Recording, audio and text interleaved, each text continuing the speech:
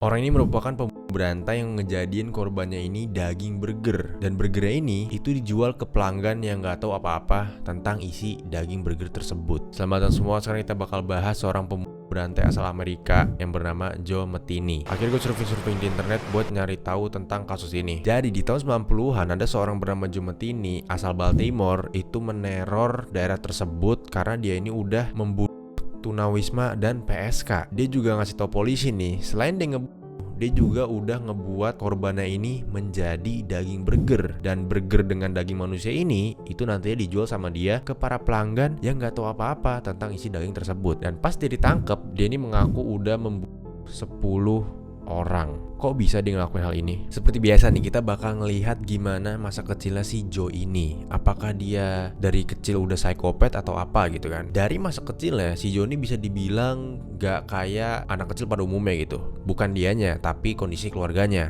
Ayahnya Joe ini merupakan seorang pecandu alkoholik. Dan karena ayah seorang pecandu alkohol dan jarang pulang, ibunya nih mau gak mau harus kerja lembur untuk menghidupi 6 anaknya. Nah, keluarganya Joe ini tuh tinggal di Essex deket Baltimore. Ayahnya Joe ini yang seorang alkoholik ternyata meninggal dunia dalam kecelakaan mobil waktu usianya Joe masih 6 tahun. Joe ini bilang waktu dia kecil, dia ini sering banget ditaruh ke keluarga lain sama ibunya biar diurus gitu. Karena ibunya kan kerja pulang malam terus kan, jadi dia gak bisa diurus gitu. Makanya dia ditaruh di rumahnya keluarga lain gitu. Nah, ibunya Joe sendiri itu bilang waktu si Joe kecil, dia ini merupakan siswa di atas rata-rata gitu. Dia pinter, dia sopan, dia baik, dan dia gak jahat. Dan ibunya juga nih punya pembelaan atas apa yang disebut sama si Joe. Karena kan Joe bilang kalau dia ini ditelantarin sama ibunya nih. Joe nyebut kalau Joe itu pinter dan dia ini memiliki masa kecil yang baik. Kalau dia merasa diabaikan, itu merupakan salah dia sendiri karena tempat yang dia tinggalin merupakan rumah yang bagus. Itu kata ibunya. Jadi ibu sama anak nih gak sinkron gitu. Nah, di tahun 1973, di waktu dia berusia 19 tahun, Joe ini daftar sebagai Angkatan Darat Amerika Serikat. Dan dia ditugasin di Jerman. Tapi si Joe ini bilang kalau dia ini bukan ditugasin di Jerman sebenarnya. Dia ini ditugasin di Vietnam. Dan pas si Joe ini di Vietnam, dia kecanduan heroin. Nah, hal ini tuh dibantah lagi sama ibunya Joe yang bilang kalau seingat ibunya Joe ini tuh ditugasinnya di Jerman, bukan di Vietnam. Dan menurut pers juga, tentara Amerika tuh udah gak ikut perang Vietnam lagi semenjak 1973 gitu. Jadi Joe ini bisa dibilang berbohong gitu. Setelah dia keluar dari Angkatan Darat, Joe ini bekerja sebagai pekerja kasar di tempat pemotongan kayu sebagai supir truk. Jadi dia nganterin kayu gitu. Dari sinilah nih terjadi suatu insiden yang ngebuat dia melakukan dan memicu keinginan dia untuk melakukan balas dendam gitu. Di tahun 1994 diketahui Joe ini tuh tinggal bareng sama pacarnya dan anaknya yang berusia 6 tahun. Anaknya ini laki-laki. Di Baltimore Selatan dia tinggal. Nah, karena Joe bekerja sebagai supir, dia nih mau gak mau harus ninggalin rumahnya. Dan dia sering banget berpergian jauh dan perginya tuh berhari-hari. Jadi dia jarang pulang. Nah, suatu hari sehabis Joe pulang kerja gitu ya, dia nih dikagetkan pas dia nyampe rumah, anak sama pacarnya itu udah gak ada. Nih sebagai konteks ya, pacarnya Joe ini itu bisa dibilang sama kayak Joe.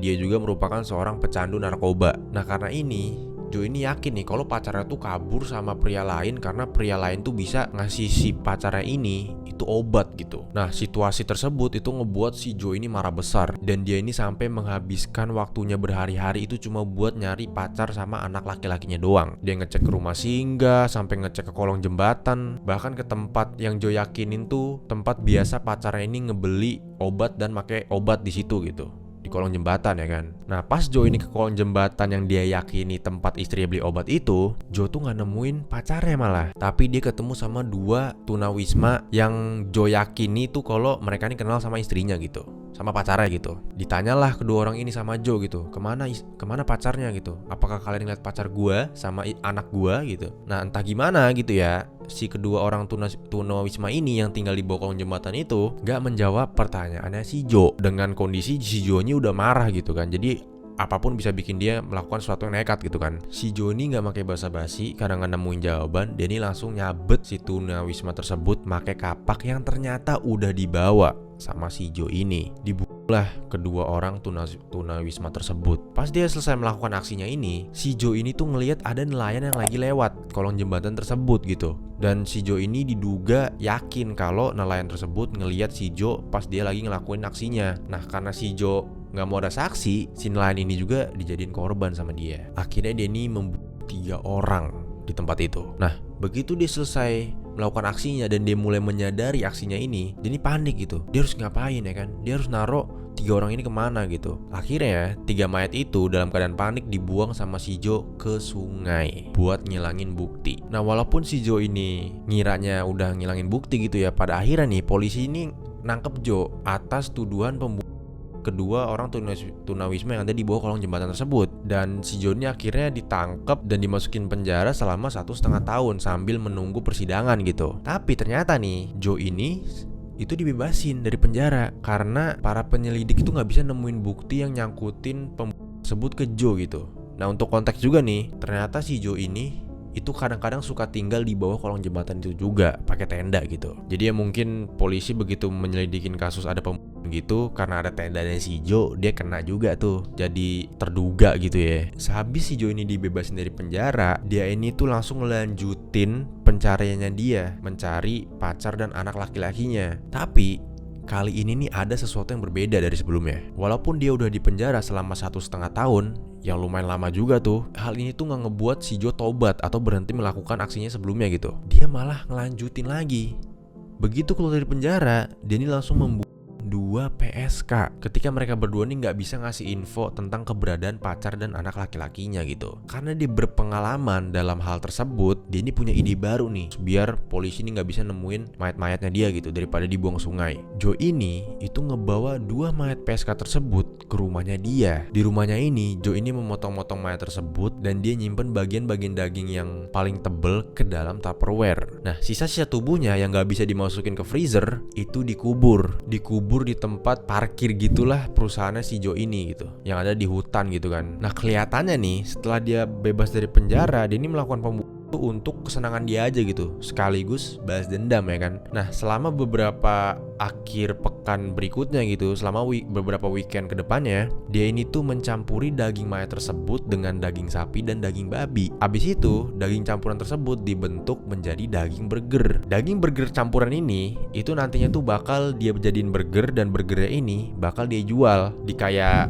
gerobak burger gitu di pinggir jalan gitu. Nah, di saat dia ngejual daging burger tersebut, para pelanggan tuh otomatis bakal ngebeli burger tersebut dan makan burger tersebut, yang tanpa mereka ketahui dagingnya tuh campuran antara daging manusia, daging babi, dan daging sapi ya kan. Jadi orang-orang pelanggannya si Joe ini tanpa sadar jadi kanibal. Nah, setiap Joe ini kehabisan daging gitu ya, dia ini tuh pasti bakal keluar mencari daging baru. Ya, dia bakal memburu PSK lainnya gitu buat dijadiin daging burger. Nah, Joe ini pas diinterogasi, dia ini bilang kalau pelanggannya tuh gak pernah komplain tentang daging yang dia buat gitu. Bahkan mereka gak ada komplain sama sekali kalau bilang dagingnya alot atau rasanya beda, gak ada. Joe juga nyebut nih kalau rasa daging babi itu mirip sama daging manusia, makanya dia campur biar orang gak terlalu tahu kalau apa yang mereka makan tuh berbeda gitu. Nah, Joe ini itu akhirnya ditangkap di tahun 1996, dimana dia ini tuh lagi menculik seorang perempuan bernama Rita Kemper dan mencoba memperkaosnya. Menurut jaksa, Joe ini tuh ngobat bareng sama si Rita di dalam trailernya si Joe, tempat dia tinggal gitu, di lokasi pabrik palet. Nah, si Rita ini itu menolak berhubungan badan sama si Joe, dan dia ini sampai lari keluar karena si Joe ini maksa banget gitu. Tapi si Joe ini tuh dia tetap maksa ke Rita sampai ngejer si Rita. Nah, karena Rita ini dalam kondisi di bawah pengaruh obat, jadi dia agak sempoyongan gitu, ketangkeplah dia sama si Joe dan diseret lagi ke dalam trailer. Tapi untungnya pas dia lagi maksa Rita di dalam trailer, Rita ini berhasil keluar lewat jendela trailer tersebut. Sebelum Rita kabur, Joe ini sempat ngancam Rita kalau dia ini bakal dibunuh dan mayatnya bakal ditaruh bersama dengan korban-korban dia yang lain. Nah, begitu Rita berhasil kabur, dia ini tanpa basa-basi langsung ngelapor ke polisi. Nah, sebelum nyulik Rita di tahun yang sama, si Joe ini tuh juga udah pernah seorang perempuan. Nah, kocaknya si Joe ini adalah apa? Si Joe itu tuh minta tolong ke temennya buat ngubur seorang perempuan gitu, yang udah disembunyiin sama si Joe selama sebulan setelah dibunuh sama dia. Temannya ini kan masih waras ya, jadi kan bingung dong, hah, lu kok nyuruh minta gue ngubur perempuan sih yang udah 1 tahun, yang udah sebulan lu bunuh gitu? Ya nggak mau lah gue gitu kan. Si teman ini itu langsung ngelapor ke polisi dan ngasih tahu kalau si Joe dia udah ngebunuh perempuan gitu kan. Nah polisi ini udah nampung 2 laporan gitu terhadap orang yang sama lagi. Akhirnya polisi ini tuh langsung nangkep Joe di bulan Desember tahun 1996. Pas polisi mau nangkap si Joe, mereka nih mikir kalau karena badannya Joe ini gede gitu ya, mereka bakal mendapat perlawanan gitu dari si Joe. Tapi ternyata si Joe ini itu nggak melakukan perlawanan. Justru dia malah menyerahkan diri ke polisi. Dan dia langsung memberikan pengakuan gitu yang detail dan kedengarannya nggak berbohong gitu. Dalam pengakuannya Joe ini, dia ini ngejelasin dengan rinci gimana dia memperkaos para korbannya ini gitu. Dan bahkan dia memberitahu polisi gimana dia memutilasi mayat-mayatnya buat dijadiin daging burger gitu. Dan si Joe ini mengaku kalau para korban ini sebenarnya bukan tujuan dia gitu. Tujuan dia yang sebenarnya adalah pacar yang kabur sama pacar barunya pacarnya gitu. Ngerti nggak kalian? Ngerti nggak? Semoga bisa dimengerti ya. Jadi dia sebenarnya emang bener-bener mau balas dendam gitu. Dia pengen pacarnya gitu karena udah kabur, ngebawa anaknya. Dan dia juga mau pacar barunya si pacarnya itu. Nah selain itu juga nih, dia mengakui aksinya dia yang polisi ini nyebutnya sebagai sesuatu yang bikin mereka nggak nyaman gitu. Ternyata si Joe ini juga memakan daging korban-korbannya gitu. Makanya dia tahu tuh persamaan daging manusia sama daging babi karena dia udah makan ya kan. Nah terus gimana kabar anaknya sama pacarnya si Joe ini? Apakah mereka benar-benar hilang aja gitu, nggak ada kabar atau gimana? Pada akhirnya si Joe ini tuh dapat kejelasan tentang keberadaan mereka berdua gitu. Jadi anaknya Joe ini sama pacarnya Joe ini itu pindah sama seorang laki-laki ke seberang kota. Nah seorang laki-laki ini yang dimana pacar barunya mantannya si Joe itu nyuruh mantannya Joe ini buat ngejual diri biar dia bisa dapat obat, biar dia bisa dapat narkoba gitu. Nah mantan pacarnya Joe dan pacar baru mantannya Joe ini itu ditangkap polisi karena narkoba. Dan anaknya si Joe ini diambil dari mereka dengan tuduhan penelantaran dan kekerasan kepada anak gitu. Nah selama interogasi Joe ini tuh sangat kooperatif. Dia ini selalu memberikan pengakuan dan detail-detail pengakuan dia gitu. Dia bahkan sampai nyebut nelayan yang dia padahal mayatnya tuh gak ketemu sama polisi. Nah menurut pengakuannya Joe, dia ini udah membunuh 10 orang. Dan pihak berwenang tuh percaya Joe ini berhenti ngebunuh karena ketangkep aja. Kalau gak ketangkep dia tetap melakukan aksinya gitu. Nah dari pengakuannya si Joe, ada satu korbannya Joe yang dia bunuh di tahun 1994. Dan ngubur jasadnya ini itu di tempat yang sama dimana dia mengubur para korbannya gitu. Nah dia nyebut kalau perempuan itu meninggal karena dia cekek. Dan setelah 6 bulan dikubur sama si Joe ini ngeluarin lagi mayat tersebut dari kuburan cuma buat dipenggal kepalanya. Habis itu kepalanya tuh dibuang ke tong sampah gitu sama si Joe. Nah karena pengakuan ini, polisi ini berhasil nemuin mayat tersebut, mayat tanpa kepala tersebut. Pada akhirnya juri ini memutuskan si Joe ini bersalah dan dijatuhi hukuman mati. Tapi hakim ngebatalin keputusan tersebut di tahun 2000 menjadi 2 hukuman seumur hidup berturut-turut. Selama persidangan berjalan, si Joe ini gak pernah merasa menyesal dan gak pernah mau minta maaf. Bahkan dia nyebut nih kalau dia rela disidang sama Tuhan dan dikirim ke neraka selamanya gitu. Dan dia juga nyebut kalau dia enjoy melakukan semua yang udah dia lakuin. Cuma ada satu hal nih yang dia sesali, yaitu dia gak bisa ngebunuh mantan pacarnya dan pacar baru mantannya itu. Terus gimana kabarnya Joe Metini ini sekarang? Di tahun 2017 penjaga penjara nemuin kalau Joe ini itu udah gak responsif di dalam selnya dia dan akhirnya dinyatakan meninggal. Nah dari situlah berakhir ceritanya Joe Metini gitu. Jadi berawal dari menurut dia ditelantarin dari kecil, terus dia kecanduan narkoba, terus dia punya pacar, ditinggal pacar dan anaknya gitu kan. Akhirnya dia pengen balas dendam gitu. Akhirnya dia ngebuat burger daging manusia ya kan. Oh guys, jadi segitu aja video kali ini. Semoga kalian terhibur seperti biasa. Jangan lupa like, comment, dan subscribe. Kita ketemu di video berikutnya. Kalian hati-hati.